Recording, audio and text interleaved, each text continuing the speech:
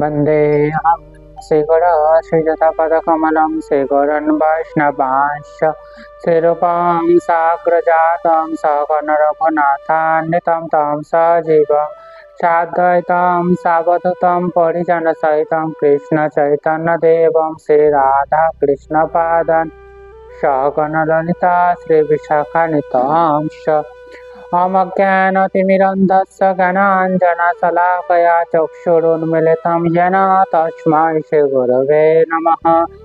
नमो विष्णुपादाय गौराङ्गप्रेष्ठरूपिणे श्रीभक्तिविबुधाय वैवदायनिति नामिने नमो विष्णुपादाय गौरपृष्ठाय भूतले श्रीमद्भक्तिप्रमदाय पुरीगच्छामि नामिने नमो विष्णुपादाय कृष्णपृष्ठाय भूतले श्रीमते भक्ति सिद्धांत सरस्वती नामिने वाञ्छाकल्पतरुभ्यश्च कृपा सिन्धुभ्येव च पतितानां पावनेभ्यो वैष्णवेभ्यो नमो नमः। वृन्दाय तुलसीदेवै केशवस्य च कृष्णभक्तिप्रदे देवी सत्यवतै नमो नमः। जय श्री कृष्ण चैतन्य प्रभु नित्यानंद श्री अद्वैत गदाधर शिवासादि गौर भक्त वृंद हरे कृष्ण कृष्ण कृष्ण हरे हरे हरे राम राम राम हरे हरे। सर्वाग्र्यस्मादि गुरुदेव श्रीमद्भक्ति विबुधबधायन गोस्वामी महाराज पादपद्मे दंडवत प्रणति निवेदन करी कृपा করুন হৃদয় মন্দিরে অবস্থিত হইয়া হরিকথা শ্রবণ করান। তৎপশ্চাৎ পরম গুরুদেব এবং গুরু পরম্পরার প্রতি সশ্রদ্ধ দণ্ডবত প্রণতি নিবেদন করি কৃপা করুন যাতে আজ আমি হরিকথা শ্রবণ করতে পারি। সভায় উপস্থিত সমস্ত বৈষ্ণববৃন্দ বৈষ্ণবীবৃন্দ মাতৃমণ্ডলী পিতৃমণ্ডলী সমস্ত ভক্তবৃন্দের চরণে সশ্রদ্ধ দণ্ডবত প্রণতি নিবেদন করি কৃপা করুন যাতে আজ আমি হরিকথা শ্রবণ করতে পারি। তো আজ আমরা শ্রীমদ্ ভগবত গীতার নবম অধ্যায়ের 19তম ও 20তম শ্লোক শ্রবণ করব। এই শ্লোকে ভগবান শ্রীকৃষ্ণ অর্জুনকে কি উপদেশ প্রদান করেছেন সেটি সম্পর্কে আমরা শ্রবণ করব। তো ভগবান শ্রীকৃষ্ণ কি বলছেন? तपामहं वर्षं निगृहं महामुष्यजामि च अमृतं चैव मृत्युश्च सदा सच्चाहमर्जुन त्रैविद्यमां समपापुत पापायज्ञैरिष्ट सर्गतिं प्रार्थयन्ते ते पुण्यमसाद सुरेन्द्रलोकम् अस्नान्ति दिव्यान् दिवि देव भगान। এখন আমরা যে শ্লোক দুটি শ্রবণ করলাম এই প্রতিটি শব্দের অর্থ জানার প্রয়াস করব। তো তপামি অর্থাৎ তাপ প্রদান করি, অহম মানে আমি, অহম আমি, বর্ষম বৃষ্টি, নিগ্রহামি আকর্ষণ করি, উৎসেজামি বর্ষণ করি, চ এবং অমৃতম অমৃত, চ এবং এব অবশ্যই, মৃত্যু চ এবং সৎ চেতন অসৎ জড় বস্তু, চ এবং অহম আমি অর্জুন হে অর্জুন। ত্রৈবিদ্যা মানে হচ্ছে ত্রিবেদজ্ঞগণ মাম আমাকে সমরস পানকারী পুত পবিত্র পাপ যজ্ঞের দ্বারা ইষ্টা পূজা করেন, স্বর্গতিম স্বর্গে গমন, প্রার্থয়ন্তে প্রার্থনা করে, তে তারা পুণ্য আসাধ্য আলাপ করে, সুরেন্দ্র ইন্দ্র লোক স্নান্তি ভোগ করেন, দিব্যান দেবী স্বর্গে দেব ভগান দেবতাদের ভোগ সমূহ। তো এখন আমরা যে শ্লোক দুটি শ্রবণ করলাম এর যে বাংলায় কি অর্থ হতে পারে সেটি আমরা জানবো। হে অর্জুন আমি তাপ প্রদান করি, অর্থাৎ ভগবান শ্রীকৃষ্ণ কি বলছেন নিজেকে এখানে, ভগবান শ্রীকৃষ্ণ তাপ প্রদান করে। শক্তি, আমি বৃষ্টি বর্ষণ করি, অর্থাৎ যে বর্ষাকালে যে বৃষ্টি হচ্ছে বা যে কোনো সময় সে বৃষ্টিও ভগবান শ্রীকৃষ্ণ বর্ষণ করছেন এবং আকর্ষণ করি, আকর্ষণ করার মাধ্যমে মেঘের সৃষ্টি করছে।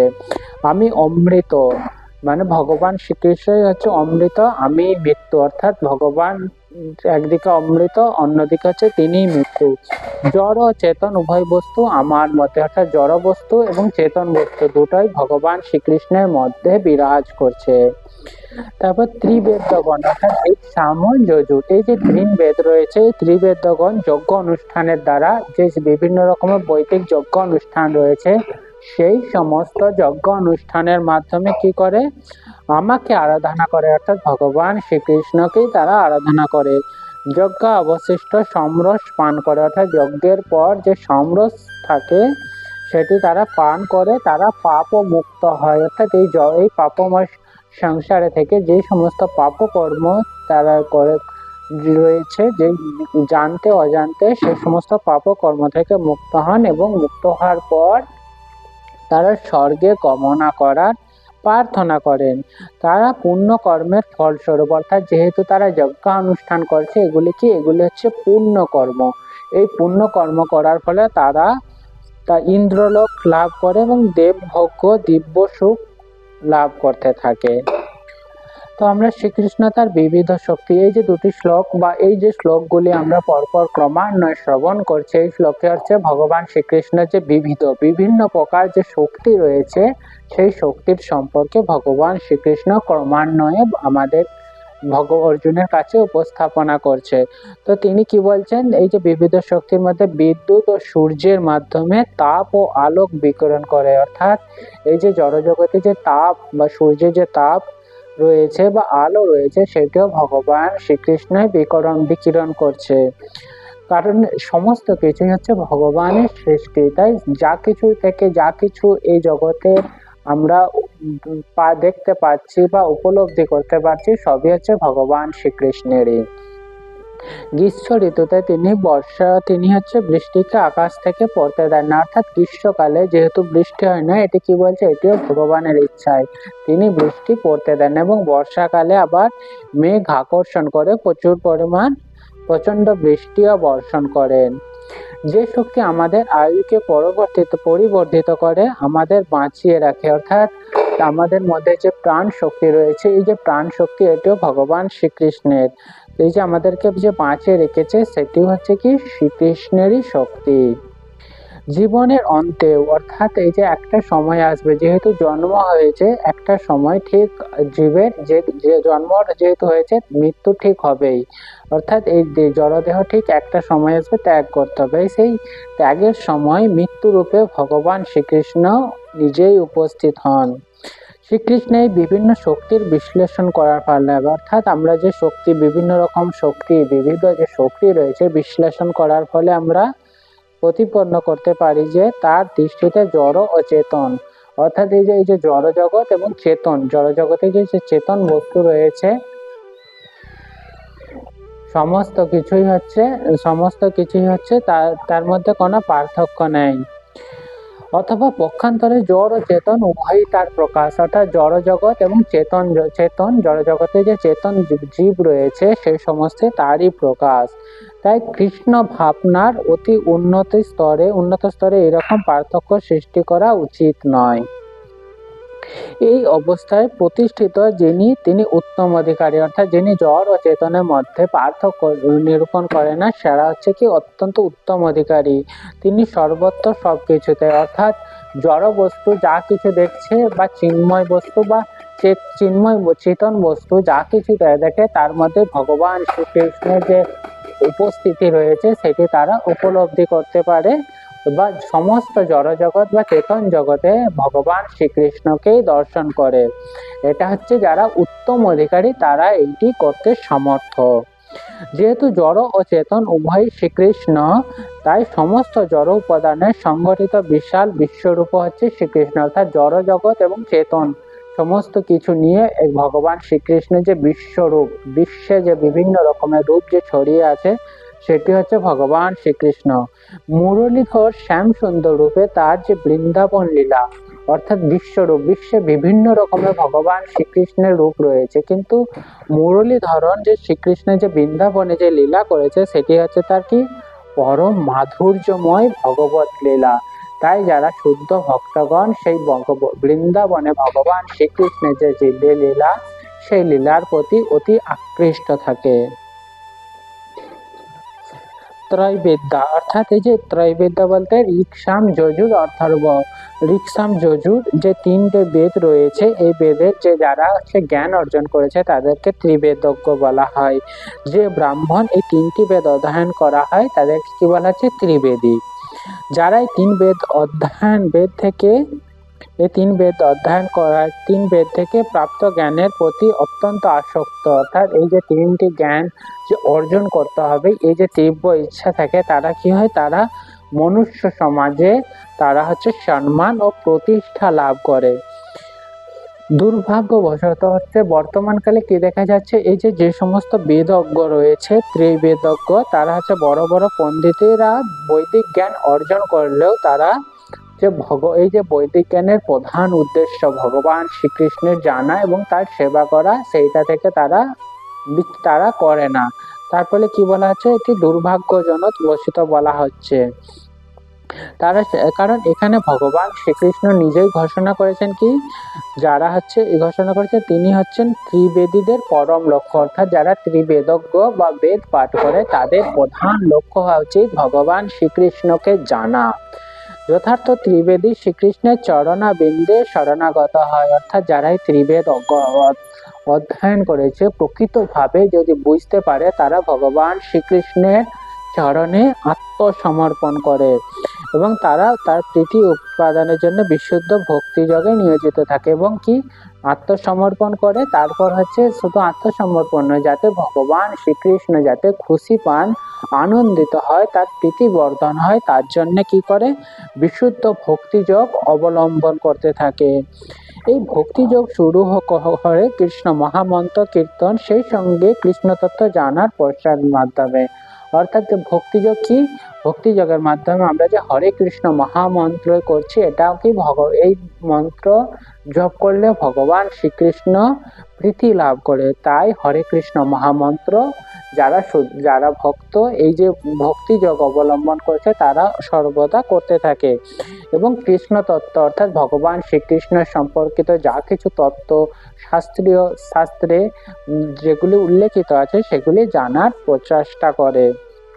দুর্ভাগ্যবশত যে সমস্ত মানুষ কেবল আনুষ্ঠানিকভাবে অর্থাৎ বেদে যে সমস্ত যাগযজ্ঞ রয়েছে সেগুলি আনুষ্ঠানিকভাবে করে, ভক্তি যে তার মধ্যে যে ভক্তি লুকিয়ে রয়েছে সেটিকে তারা বাদ দিয়ে শুধুমাত্র যাগযজ্ঞ আনুষ্ঠানিকভাবে করে।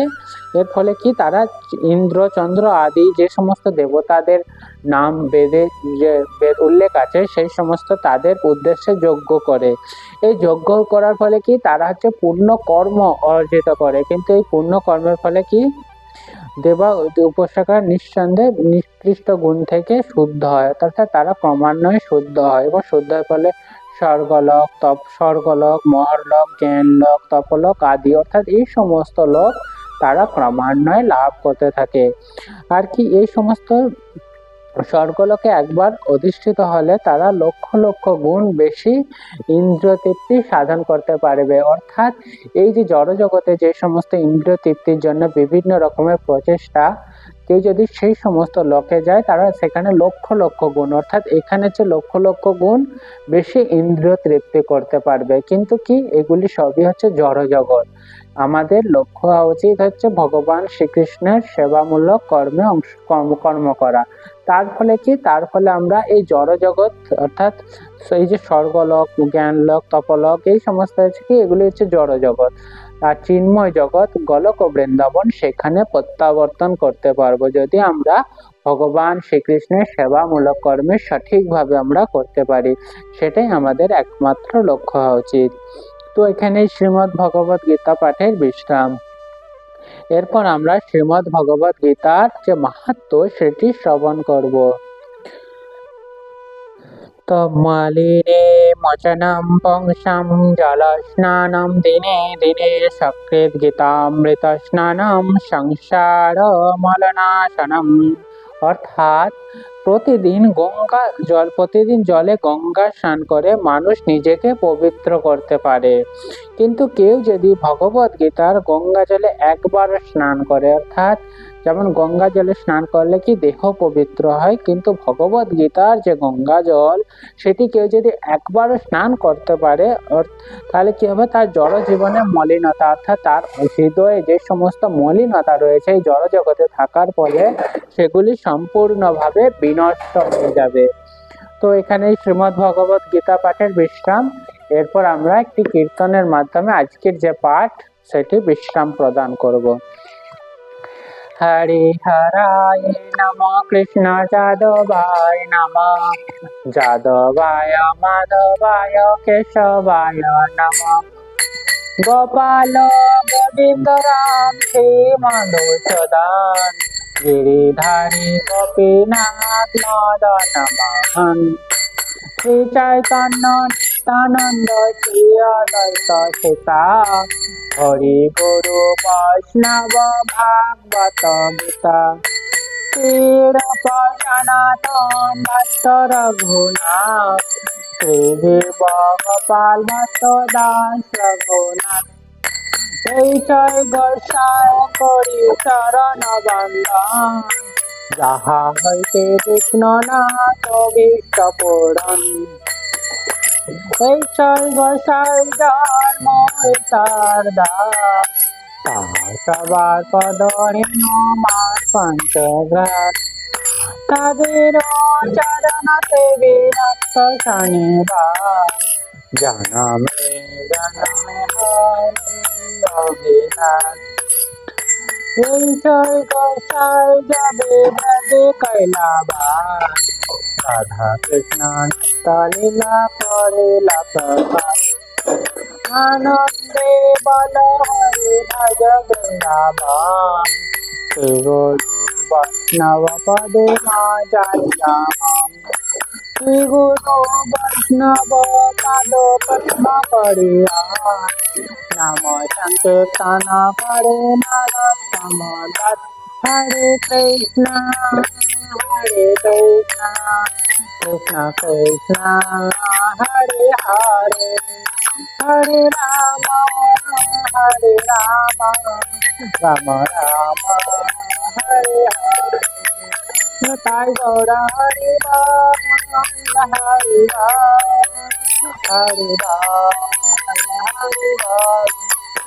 তাই গৌরা হরি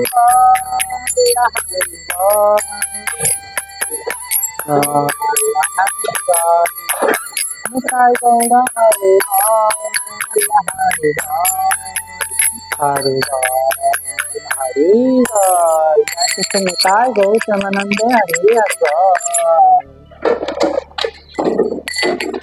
जय श्री श्री गुरु गौरांग गंधाधिका गिरिधारी जीव के जय जय ठाकुरिका श्री श्री गुरु गौरांग गणेश राधा गोपीनाथ गिरिधारी जय जगन्नाथ लक्ष्मण नृसिंह भगवान के जय। जय अपन गुरुदेव श्रीमद् भक्ति विविध बधान गोस्वामी महाराज के जय। गुरु परंपरा के जय। वृंदा देवी तुलसी महारानी के जय। भगवान मंगल हरिनाम संकीर्तन के जय। जय श्री श्री निताय गौर प्रेमानंद हरि हरि बोल।